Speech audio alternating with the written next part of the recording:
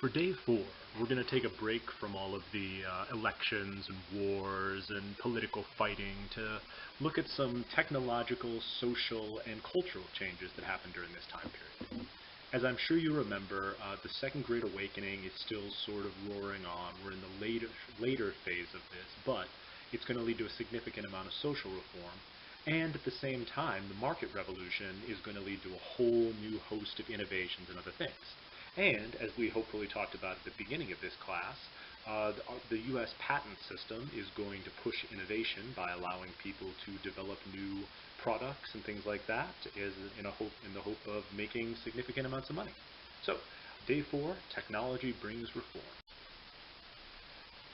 The market revolution, of course, led to significantly more manufacturing, higher quality American goods, and a whole host of new technological innovations. Probably the most dramatic and important technological innovations happened in agriculture, and we get, for example, a guy named John Deere invents a center draft steel plow, which significantly increases the speed at which a person, or the effectiveness of an individual plowing a field, which is going to, of course, lead to higher crop yields and less labor required to do sort of the same amount of agricultural work. This is going to be combined with new types of mowers. As you can see here, this is a mechanized mowing machine over there on the right, and new and other sort of agricultural baling equipment, which of course significantly increases the speed of harvesting, which allows an individual or a family to put significantly more acres under cultivation and still be able to, get all the work done. And so agricultural productivity increases, which of course provides significantly more resources for other people to move into other professions, as an agricultural surplus means that there's no real fear of running out of food. And so food prices are going to stay relatively low, and we're going to get a whole bunch of new industries starting up. Information is going to spread significantly during this time period. Of course, newspapers and printing presses have been around for, hundreds of years at this point, and at least in urban areas, newspaper printing was relatively common in the United States.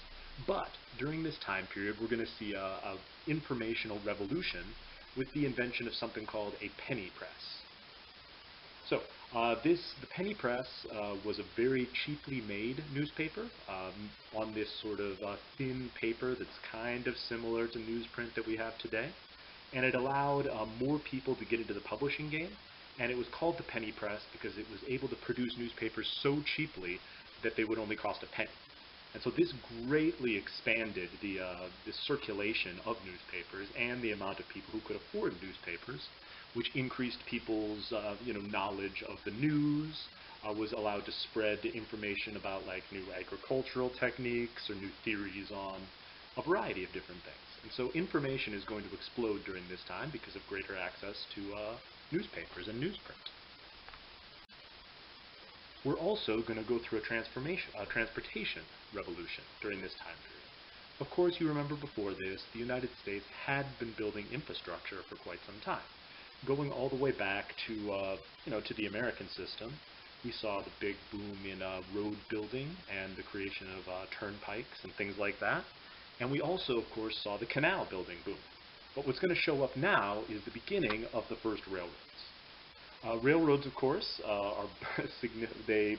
You don't have to they take significant time and capital to build, of course, but you don't have to dig a man-made river and then continually dredge it out. And so they're somewhat more efficient to build than canals. And of course, trains can pull significantly more than a horse or an oxen could, and they can go significantly faster. So we're going to get the beginning of the rail revolution, and of course, this isn't really going to start exploding until the 1850s, 1860s, but we do start getting the first railroads in the 1830s and 1840s. There's also, of course, significant pushback because these trains, go relatively quickly and and can sometimes catch on fire, and they can crash and derail. And so there's this huge pushback from a lot of people about the fears and dangers of trains. You can see this anti-railroad ad warning people to not let trains run over their children, which of course is always, really, really good advice. It's this sort of not in my backyard phenomena that we get in a lot of places, and the idea that, like, okay, I can see the utility of this thing, but if it goes through my land, the odds of it running over my child are significantly higher. And so we get this pushback against railroads during this time period as well. The other innovation is the clipper ship. These are large sailing ships with, obviously, as you can see, lots of sails, and so they're going to significantly decrease the amount of time it takes to cross the Atlantic Ocean during this time. With these massive, they're much safer, they're much more reliable ocean-going vessels. The time that it takes to cross the Atlantic, and therefore the cost of a transatlantic journey, decreases significantly, which has a couple effects, of course. On the one hand, you get more goods coming in from Europe and things like that, so global trade is going to really blow up during this period in the mid-1800s. But of course, the other piece is you're going to get significantly more immigration, because it becomes much cheaper to come across the Atlantic, and we haven't really gotten into this yet, but there's a significant unrest in Europe in the mid-1840s, and a variety of these factors lead to more people coming over. And so what we get is a significant jump in immigration during this time period, and specifically from places like Ireland. And we'll get into this a little bit more later, but just keep in mind the transportation revolution is one of the things that leads to the massive boom of the Irish population. And of course, most of these new immigrants would be settling in sort of coastal cities because a lot of them were coming over with nothing, and we'll talk more about this when we get to the 1840s and all that stuff. But if you don't have anything when you come to the United States, you can't go west and get land, so these people settle in urban areas. And all these new immigrants leads to this fear that immigrants are taking over America, especially because a lot of these immigrants, the Catholics and some of the Germans, the Irish and some of the Germans are Catholic. And as you know, Catholics are terrifying because all Catholics have to take direct orders from the Pope. And so if you start allowing Catholics in, they start taking over the schools and taking over the governments, and then before you know it, everyone's forced to be Catholic, and we become a Catholic theocracy. So we get a rise in what's called nativism, which is a fear of immigrants, and this becomes much stronger later, but I just want to introduce it here so you have some background of those terrifying Catholics, as you can see, taking over the United States, indoctrinating our children, and destroying our society. In addition to this, you get all these other reform movements that sort of come out of the Second Great Awakening, as we talked about earlier. One of the most influential reformers was a woman named Dorothy Dix, who took on asylum reform. And so there was this habit of, during this time period, if we didn't know what to do with someone, they were institutionalized and put in an asylum where the government would, quote-unquote, care for them, or whatever organization was running the asylum would, quote-unquote, care for these people, which usually meant strapping them to a bed and feeding them intermittently. And so Dorothy Dix went and visited most of the asylums, or a lot of the asylums in New York, and wrote up a massive report about the just absolutely atrocious conditions there, which led to a push to create more humane treatment for people who couldn't effectively care for themselves. So Dorothy Dix is going to be on the leading edge of asylum reform. We also got a massive women's rights movement starting during this time period. And this, we already had some female reformers going back to, your Judith Sargent Murray and your Abigail Adams, and even before that, you could look back to like Anne Hutchinson, people like that. But the women's rights movement, in like an organized sense, really starts during this time period. And it starts because, as you remember from the Second Great Awakening, women were one of the primary drivers of reform. And they were the ones, especially middle-class women, who had the time and the capital and the ability to go out and organize in these places. But they were often treated as second-class citizens within the reform movements, especially once they got going. And this is going to be one of the themes that we're going to sort of see throughout history, is women are really involved in starting up a movement and then often are sort of shut out of the levers of power. And so The women's rights movement starts sort of with these two ladies. Most importantly, Lucretia Mott, who was a anti-slavery advocate from Massachusetts and a Quaker. And she's going to be barred from speaking at the or barred from even attending the World Anti-Slavery Conference in 1840. And this massive affront to her is going to lead to her starting up a women's rights movement to try to push for greater rights and representation and a larger place in society for women. She's going to team up with a lady named Elizabeth Cady Stanton, who we see here when she was much older, but she was very young at the time. And they're going to get together and organize a massive women's rights convention and try to bring in speakers from all over and try to connect the movement together. Two other ladies that you should know about these are the Grimke sisters, Sarah and Angelina Grimke, and they were the daughters of a South Carolina slave owner. And they're going to become absolutely instrumental in both the anti-slavery movement, but also this new women's rights movement when it gets started up.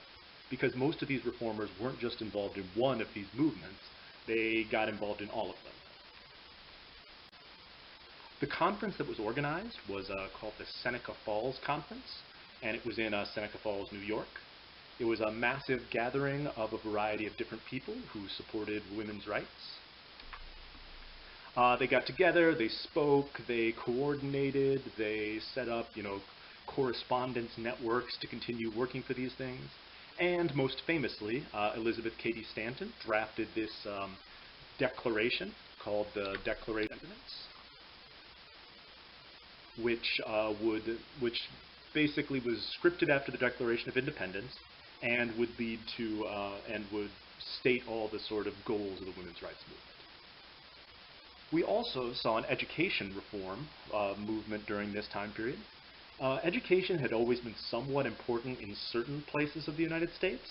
You'll remember, of course, New England specifically had a very strong sort of educational system going back to the Puritan days, but it was somewhat intermittent throughout the rest of the country. And there's a lot of text here, but especially in the West, in areas like that, they didn't have like an organized school system, and there wasn't any real system for training teachers, and so this was a problem. And as it says there, of course, Massachusetts was the only state that had free public education.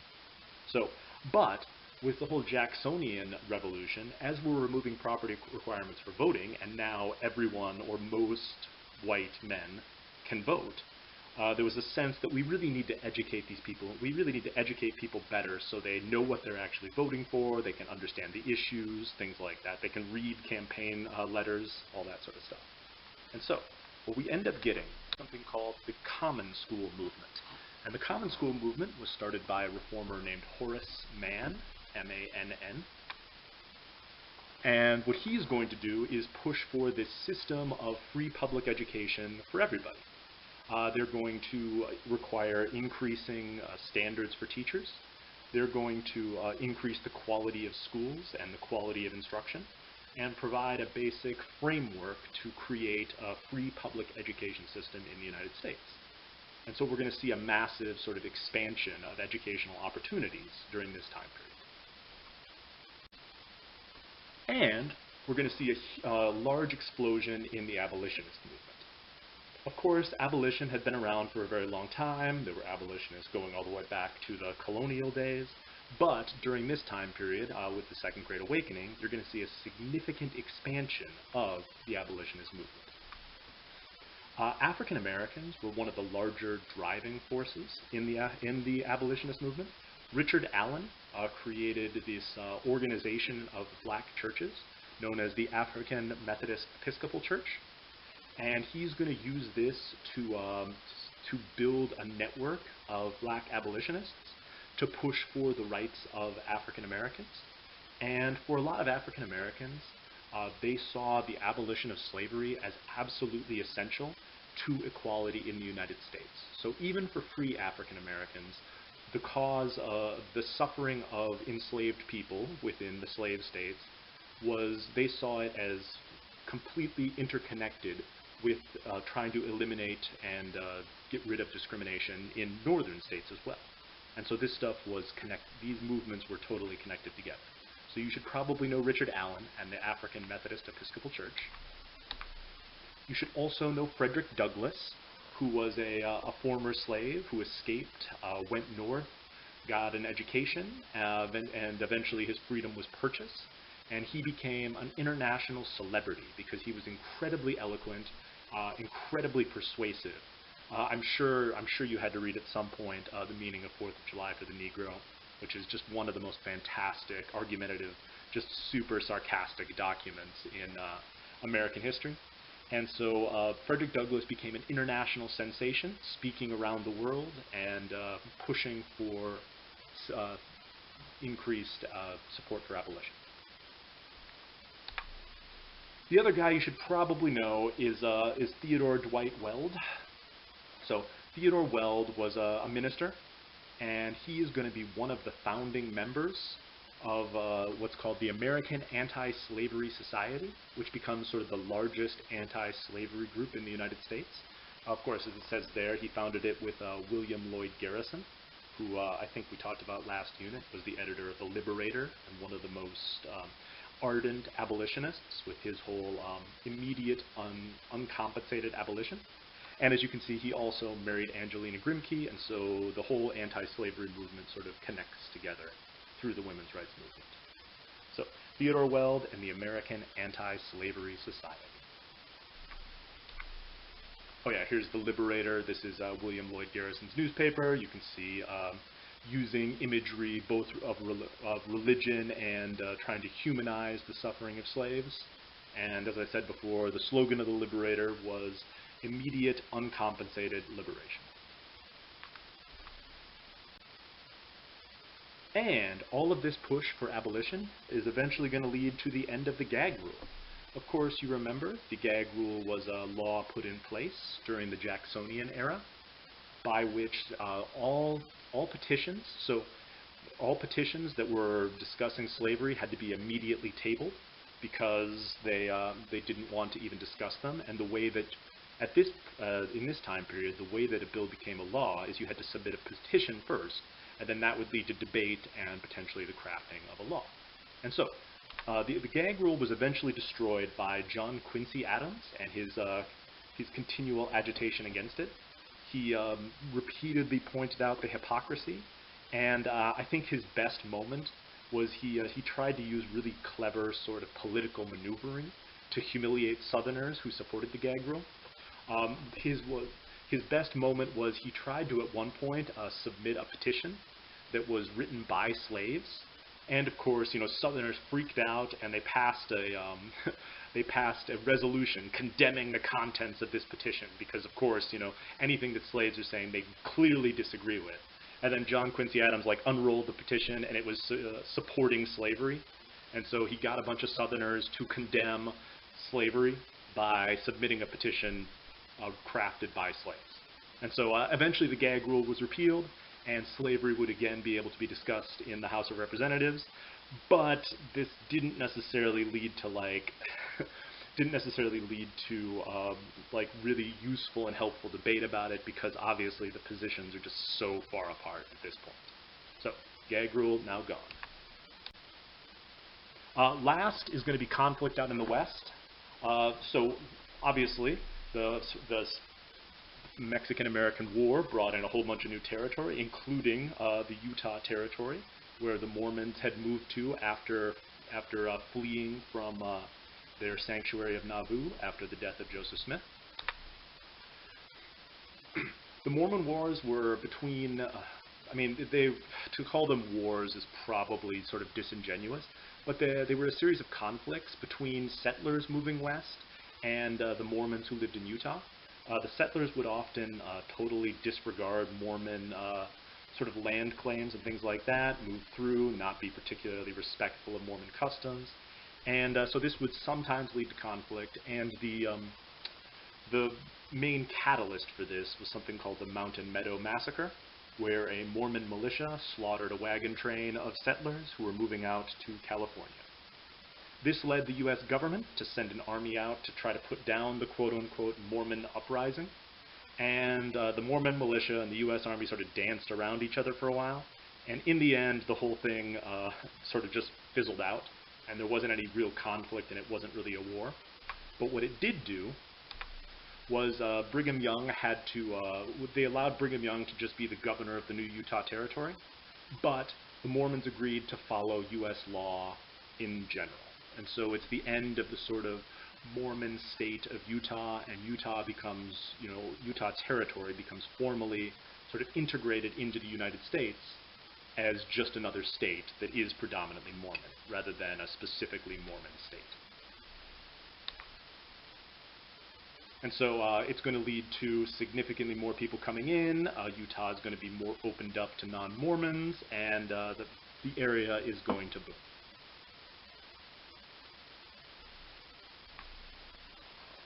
All of this westward movement also led to the opening up of the famous Pony Express, moving through Mormon territory. And so this significantly increased the connectivity. The Pony Express, of course, was a private mail delivery company that was famous for having, I forget the catchy slogan, it's something like, neither rain nor shine, or neither wind nor rain nor something else would prevent them from bringing news through. And so it opened up lines of communication across the country as well. And so it greater connected the West Coast to the East Coast and made the country sort of a more cohesive whole. And so so the country grew significantly and became more integrated together.